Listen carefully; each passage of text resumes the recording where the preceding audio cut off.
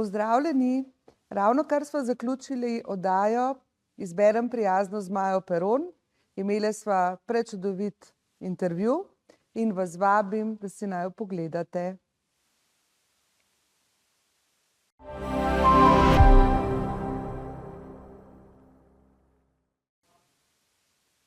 Dobrodošli v oddaji Izberem prijazno z Majo Peron, v kateri skozi pogovore z zanimivimi posamezniki odkrivamo, kako prijaznost vpliva na ljudi, odnose in svet.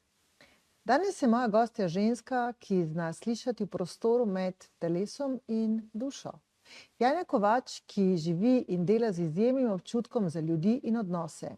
Je manualna terapevtka, mojstrica EMET tehnike in verjetno najbolj poznana po njenih sporočilih srca.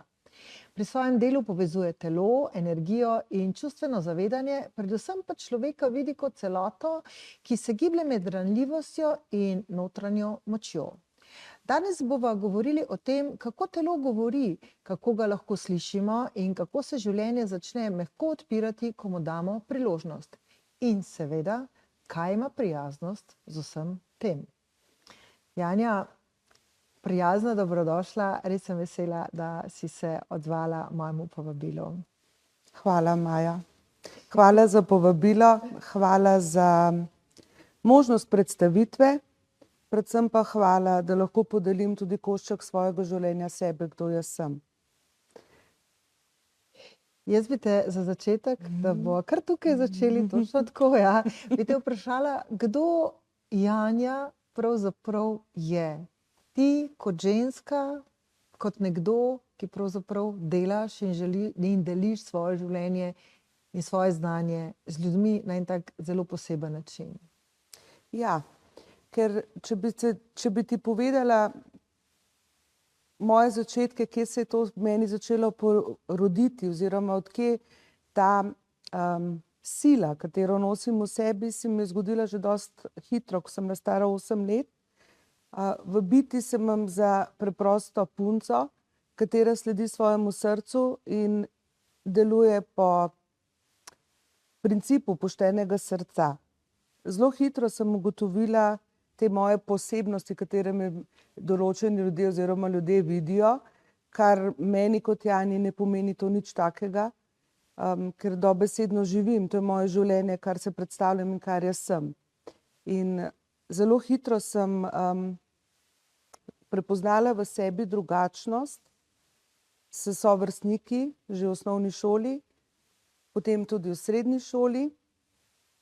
In potem so me izkušnje, življenje me je peljalo do tega, da sem začela delovati trodimenzionalno. Kar pomeni, da vse, kar je povezano z našim telesom, z našim fizikosom, našo podzavestjo, z našim delovanjem, kako se mi pokažemo naven, našo energijo, kdo mi smo, sem ugotovila, da če človek hoče biti v balansu, v nekem ravnovesju sam s sabo, svojo energijo, je potreben trodimenzionalni pogled oziroma podpora ljudem, katerim čutijo klic, da pridejo do mene.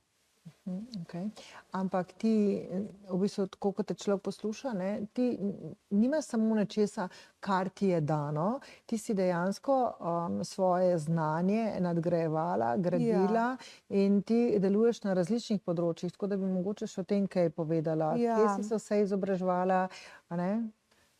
Ena stvar je, katera mi je bila dobesedno dana, in to je prepoznavanje energije ljudi in kje se oni na dušnem nivoju, v njihovi notranjosti, v njihovih čustvih so zataknili. Govorim o preteklosti ljudeh, to ne govorimo o prihodnosti, kaj z nekom je, ampak preteklosti. In potem, ko sem videla, da zmorem človeku prebrati, povedati, predati sporočilo, kaj se z njim dogaja, to se pravi v njegovem življenju, sem potem v sebi čutila klic, da bi naredila doprinos, še kar se tiče fizikusa zdravja. Zdaj pa glede na to, da sem jaz, kot Janja, zelo realno na zemlji, si ne bi dovolila oziroma si jaz kot Janja ne bi dovolila, da bi delala nekomu manipulacije, terapije na telesih brez predhodnega ustreznega znanja. Zdaj pa, ker sem človek, kater imam zelo majhen prag bolečine, sem iskala tehnike, kje bi lahko jaz naredila ljudem doprinos da se jim odstrani bolečina, da pridejo v neko remisijo svojega lastnega telesa, v neki balans, sem našla to manualno akademijo oziroma manualno tehniko. In pri manualni tehniki sem se izobraževala v Novem Sadu, tam sem to dokončala, potem sem naredila kraniosakralno, potem sem naredila EMT v Ljubljani. EMT sem pač tehnik oziroma lahko delam, zdaj se učim pa še nadgradnjo, se pravi stvari za EMT profesionalca. Tako da delam v bistvu na teh 3 nivojih, a ne, eden govori ta dušni nivo, drugi je na podlagi CTMR-ja, kjer je dejansko se pokaže na telesu disfunkcija, in tretja je pa Tesla metamorfoza, kar pomeni pa alternativno zdravljenje telesa, in ta Tesla metamorfoza tudi se deli na 3, to se pravi zdravje, komunikacija duše in svetlobno telo, katero se naredi enkrat v življenju. Pa mi poveš, v bistvu, kaj so bile pa tiste stvari, da so tebe pravzaprav pripeljale do tega, da si začela iti globje vase pa v ljudi? Prav izkušnje z ljudmi so me do tega pripeljale. Zdaj, da bi govorila neke osebne situacije, ki so se mi zgodile, so se mi. Tudi verjamem, da mi je bil velik push temu, da danes sem to, kar sem. Najbolj, kar me je pa premaknilo v mojem delovanju, me je pa premaknilo, ko sem mislila, da je z mano nekaj narobe, ker sem skanirala ljudi, ker vidim auro, ker lahko ljudem povem, kako so, in jim pomagam, da je boljši jutri. Sem hodila na pogovore k uršulinkam, k nunam, katere sem zelo globoke pogovore smo imeli skupaj, oni so me pa dobesedno dajali blagoslov mojemu delovanju, in ravno one so mi rekle, da ko bom velika, bom imela sporočila srca.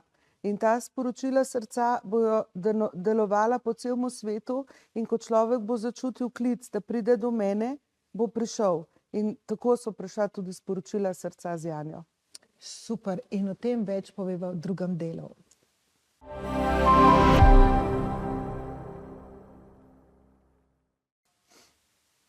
Dobrodošli nazaj. Janja, prej sva zaključili pri tvojih sporočilih srca. Ljudje te najbolj poznajo, se mi zdi, na vsemu navkljub, kar počneš, ravno po sporočilih srca.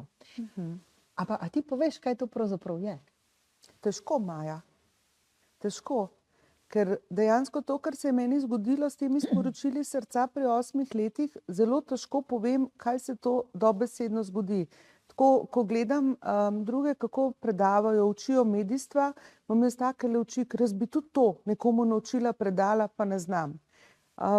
Imela sem močno težavo to sprejeti, ta videnje, ker prihajam iz družine, kjer je bilo razum, delo, take stvari, katere so bile mogoče malo posebne, nadnaravne, niso bile v kontekstu naše družine sprejemljive.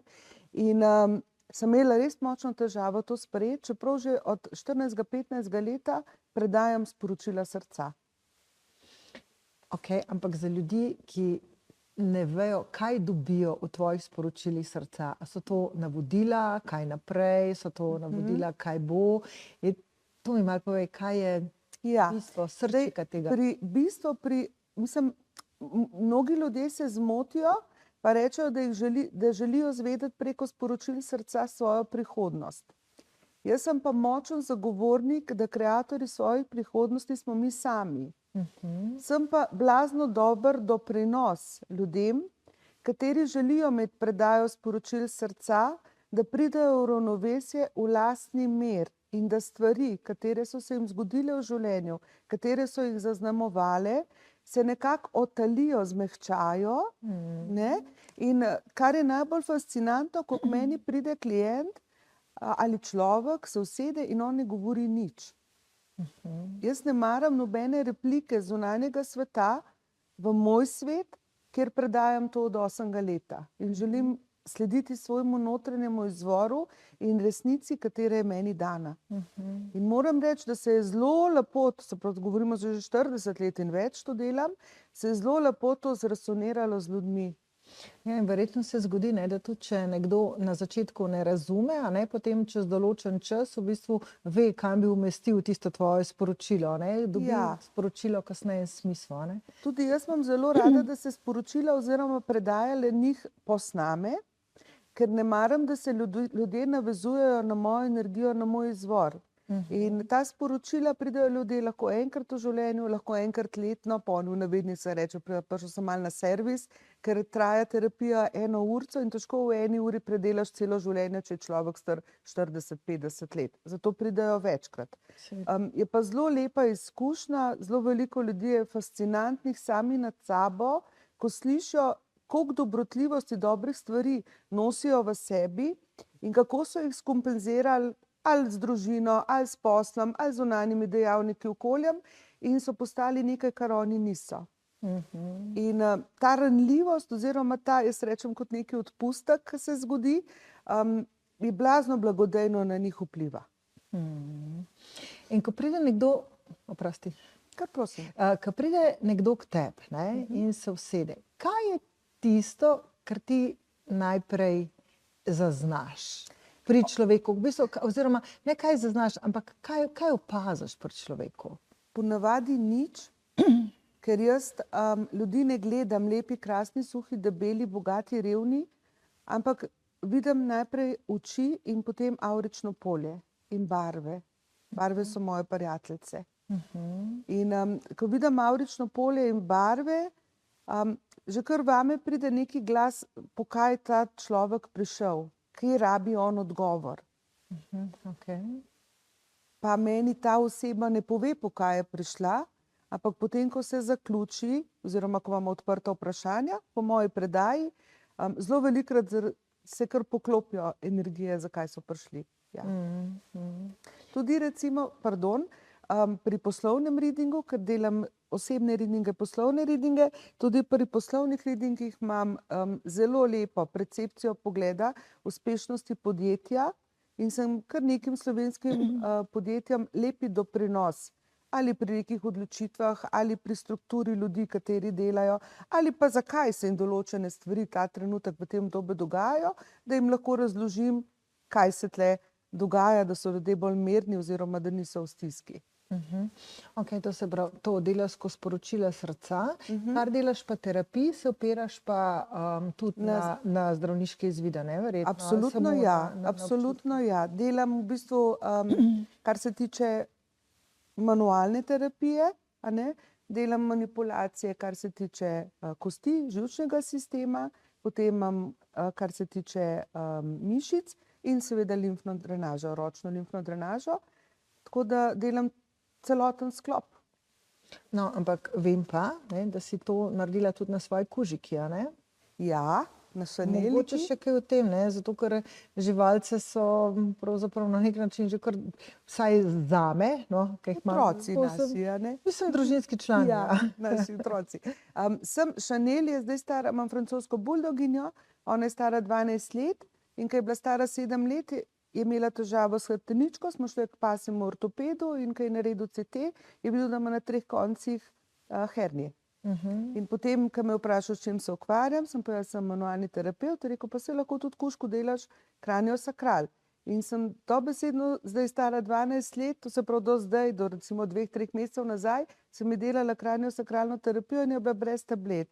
Zdaj pa že malo starejša, pa je degeneracija, tako da zdaj pa že rab kakšno tabletko. No. Mogoče še obrazloživa kraniosakralno terapijo v parih besedah? Kraniosakralna terapija je manipulacija, katera se dela na križancih, hrbtenici in lobanskih kosteh.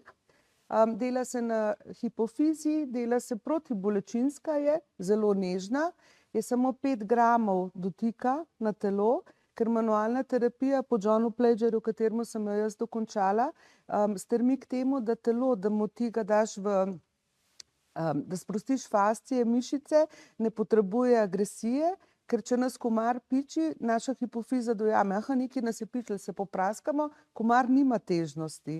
A ne? In naše telo je zelo subtilno in če greš nežno na njega delati manipulacije in seveda vrstni red, kateri je pravi, katerega dobiš z znanjem šolo, je zelo dober doprinos, to se pravi ljudem, da se hitreje opomorejo. Predoperativni, pooperativni posegi, bolečinska stanja. Tako, No, tenzijski glavoboli. Zelo širok spekter je, no, ki lahko pomaga. se pravi, široka podpora, to predoperativno, no, to mi je bilo mogoče Ja, zanimivo, kar si rekla, a ne? Ja. Se pravi, da se pripraviš na nekaj, kar se ti potem zgodi. Ampak zdaj, če se mi majčkeno vrneva na, oziroma malo osredotočiva še na prijaznost, ne? Ko ti delaš z ljudmi, kaj se ti pravzaprav zdi, da kakšno vlogo ima prijaznost v življenju ljudeh, oziroma kakšno vlogo bi morala ali pa bi lahko imela prijaznost v življenju ljudeh? prijaznost je taka najtišja gospa, katera je zelo močna sila in je zelo globoka, tako kot ljubezen. In ko človek začne prijaznost negovati pri sebi, pri svojih stvarih, katere so najbližje njega, pa potem pri družini, partnerstvu, lahko potem prijaznost začne deliti naven. Prijaznost ni nekaj, kar je povračilo. Prijaznost je nekaj, kar se zgodi in brez povračila dobiš ga mogoče na drugi strani. Ampak prijaznost je nekaj, kar bi mi kompenzirali. To človek ima ali pa nima. In prijaznost je v bistvu zavedanje, da lepa beseda vedno pravo mesto najde in človek s prijaznostjo spodbuja samo ljubezen med ljudmi. Tako jaz vidim prijaznost. Kako pa vidiš prijaznost do samega sebe, oziroma na splošno ljudje, kako vidiš to prijaznost? Znamo biti prijazni sami do sebe, ali smo mogoče lažje prijazni do ostalih, pa majčkeno težje sami do sebe? Jaz mislim, da to ni na dolgih rok, če delamo prijaznost do drugih in ne samega do sebe, ker v bistvu ta prijaznost pravica se mora začeti ravno z nami. In ljudje, kateri pridajo k meni, večinoma so prijazni. Jaz ne morem reči, da so neprijazni, ampak je veliko ljudi, kateri so ujeti v neke okove, kako morajo biti in delujejo zato, ker so tako naučeni, ali pa misli, da je bo potem lažje. In ker so tako naučeni in ker so v teh okovih, potem so dostikrat razočarani nad ljudmi, ker se jim določene stvari ne zgodijo in oni so tako prijazni. Resnično moraš biti prijazen do sebe, prva do sebe in tudi veš, zadnje leta opažam, da se ful čuti ta naša energija pristnosti, naše biti in tisti človek, ki ni to, kar je. Sploh ne rabi govoriti, ampak se začuti ta energija, da ni pravo. A ne? Recimo, jaz imam občutek, da ravno ta prijaznost do sebe je tisti prvi korak, da se mi sploh začnemo dovoliti najprej čutiti, potem pa pokazati, kdo v resnici smo in da nam to na nek način da neko pristnost. In to, kar si rekla, oziroma nam dovoli sploh pristnost. In to, kar si rekla, da so ljudje v okovih, ravno to se mi zdi, oziroma bom te vprašala, a misliš, da ljudje vztrajajo v okovih zato, ker se na nek način počutijo varne, ker nimajo mogoče poguma, da bi sneli te okove, da bi naredili korak naprej? Mislim, Maja, za vsako stvar rabimo čas. Tudi jaz sem imela okove. Tudi moje življenje ni bilo s prahom posuto. A ne? Duša, človek rabi čas, rabi izkušnje in si potem mora reči dovolj je. In ko se reče dovolj je, na koncu objame svoje srce in sebe. In potem sam s sabo se zmeniš, kako bo živel, kakšno bo tvoje življenje. To je naša odločitev. Kakšno bo naše življenje, enako kot zjutraj, ko vstanemo, kaj si bomo oblekli ali pa kakšne bomo volje. Ali bomo mi dovolili, da nam nekdo spravi v žalost, v slabo voljo, ali bomo mi v svojem stebru naše odločitve in predvsem z razumevanjem, zakaj okolica na nas vpliva na tak način, kot jo vidimo mi. Tako. No, ker jaz sem mnenja, da prijaznost zagotovo je stvar odločitve in mislim, da prijazen je lahko popolnoma vsak, ker recimo ljubezen je neko drugo čustvo, neka drugačna stvar. Prijaznost, ne, se mi zdi, da prijaznost je sposoben pa čisto vsak v vsakem trenutku, če se zanjo odloči. A ne. Lepo. Inač, naredimo kratko pavzico in se vidimo čez par minutk.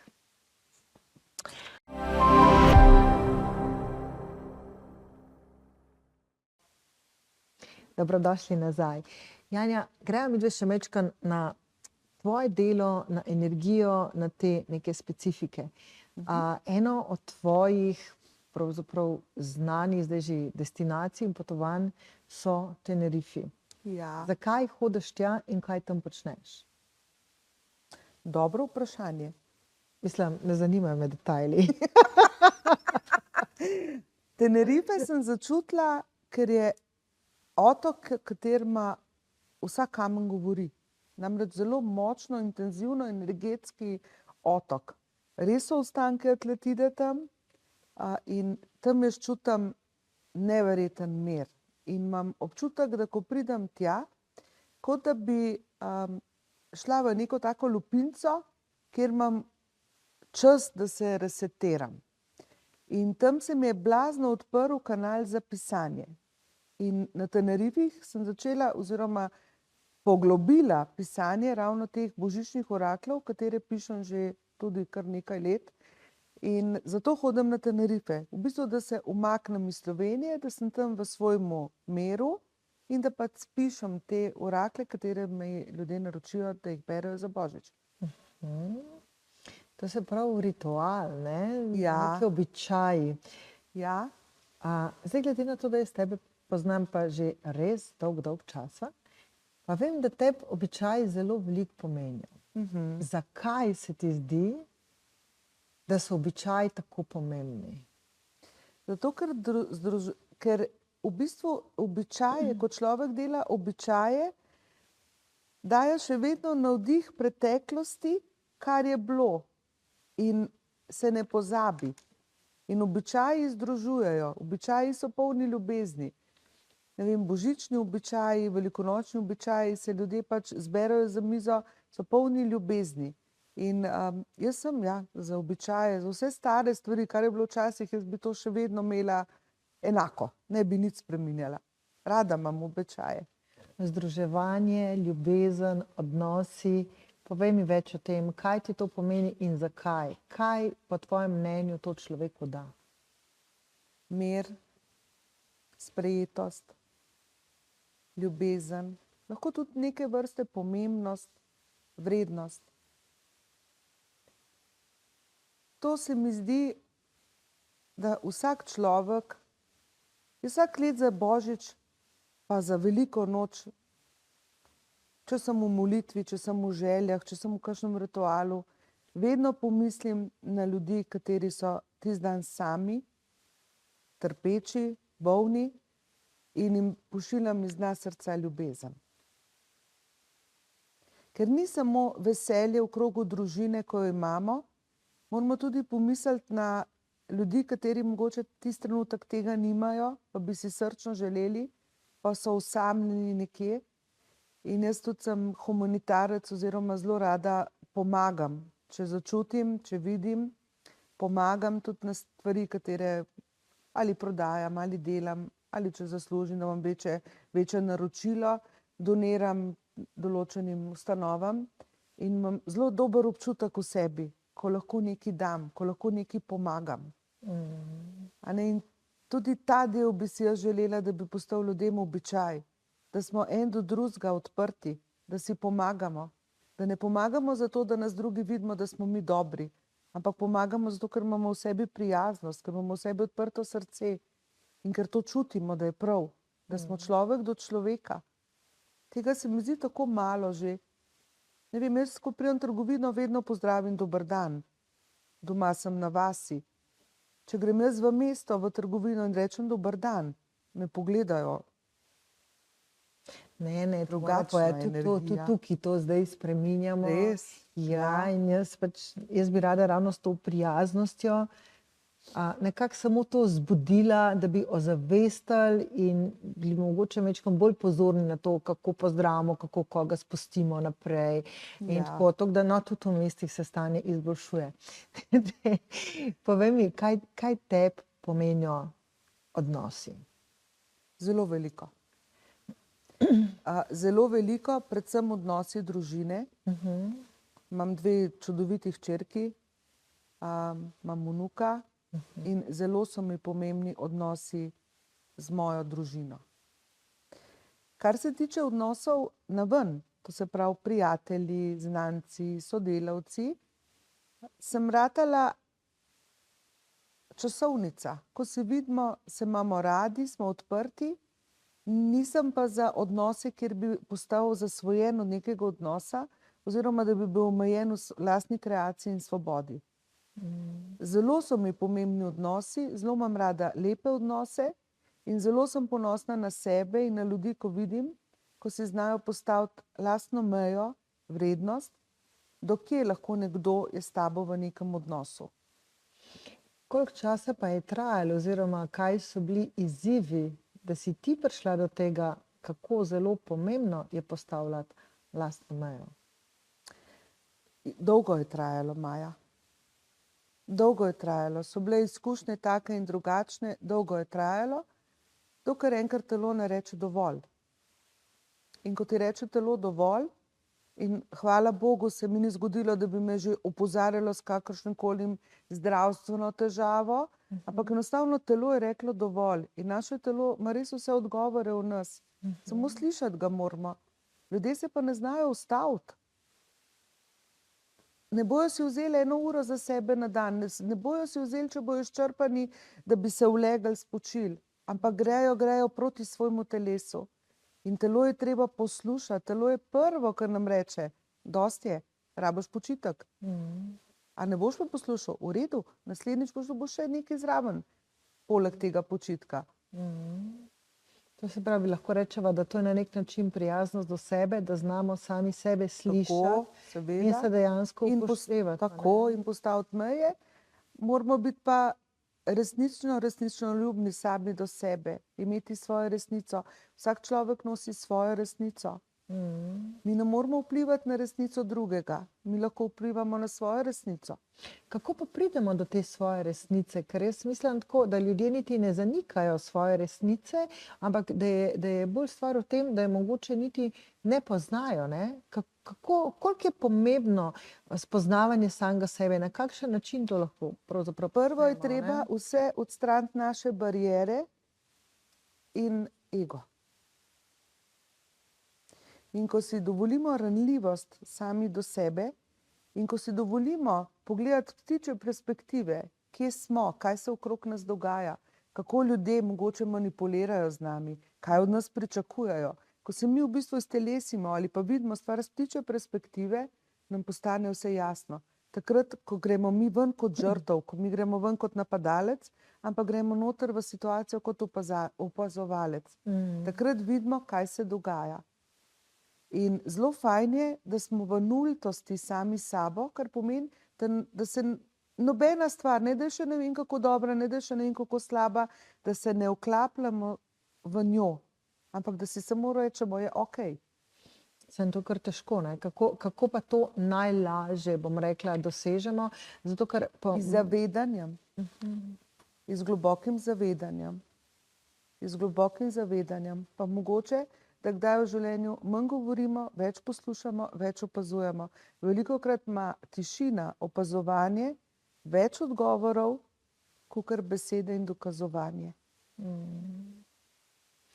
To se strinjam, ne, samo včasih je dosti preprosto biti, bom rekla tako, neupleten, kadar neka situacija ali pa neki ljudje ne vplivajo bistveno na tvoje življenje, ne. Ko se pa zgodi neka situacija, oziroma ko si v situacijah, ko pa nek človek ali pa neka situacija bistveno vpliva na tvoje življenje ali pa na dinamiko tvojega življenja, takrat je pa majčkeno večji izziv, ne, in takrat se mi zdi, da je to tako tisti pravi trenutek, ki je treba ozavestiti in biti zavestno prijazen sam do sebe, da se zavedaš, kaj je, in si potem poiščeš nekoga, ki ti lahko pri teh stvarih pomaga. Ne? Ampak mi smo magnetki in privlačimo v življenje stvari, katere so okrog nas. Jaz to velikrat, tudi ko imam delavnice, velikrat razložim ljudem, povem jim. Ne bom rekla igro življenja, ampak kaj se dejansko dogaja. Nikoli ne iščemo odzunaj, kaj je kdo kriv. Vedno iščemo znotraj sebe. Zakaj rabimo to lekcijo? Zakaj smo mi to v življenje priklicali? Kaj nas to uči? In ko mi dobimo brez čustvenih stresov, ko mi dobimo razum in ko mi z razumom vidimo stvar, zakaj se nam nekaj zgodi, zunanja stvar nima moči vpliva na nas, da nas tangira in daje ven s takta. Super. Janja, Ja. najin čas je danes iztekel. O, Najlepša hvala. hvala, ker si bila moja Hvala, gostja. Maja, hvala. Vam, dragi gledalci, pa tudi hvala lepa, ker ste bili z nami. Pogumno raziskujte svoje življenje, pogumno raziskujte sebe in nikar ne pozabite, da se življenje ne dogaja vam, ampak za vas.